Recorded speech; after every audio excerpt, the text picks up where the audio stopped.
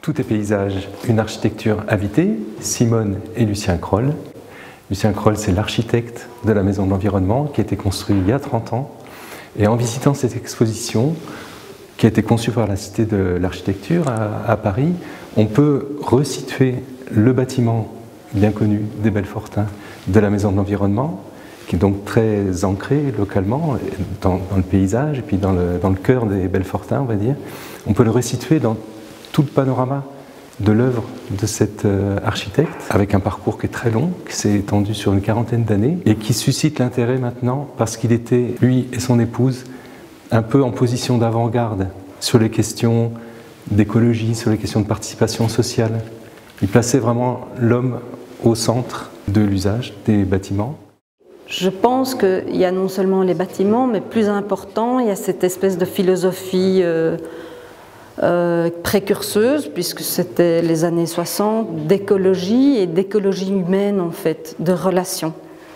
Et le terme qu'il a inventé, qui est la vicinitude, c'est vraiment ça. Quand vous regardez ou quand vous vivez des bâtiments, quand vous montez des marches d'escalier, ne fût-ce que ici, hein, c'est la première chose que j'ai revue. Vous avez les rampes d'escalier qui sont industrielles d'un côté, les rampes qu'il a construites et qui sont toutes de traviole. Dans les bâtiments d'étudiants, les paliers d'escalier sont suffisamment trop courts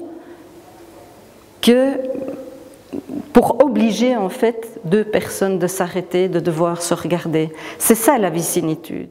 La vicinitude, c'est essayer, c'est quelque chose de proche qui n'est pas contrôlable, qu'on ne peut pas provoquer spontanément, mais qui fait qu'on a une relation avec quelqu'un, avec un environnement. C'est le fait que, en fait, quand on se promène, ça a été étudié, on ne marche jamais tout droit à travers champs.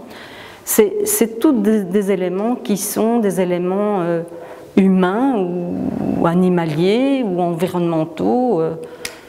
Très rares sont les plantes qui poussent toutes droites. Il y a 2 séries de vidéos, des témoignages qui sont très intéressants. Une fois qu'on est devant l'écran, on y passe du temps en fait, de Simone Kroll.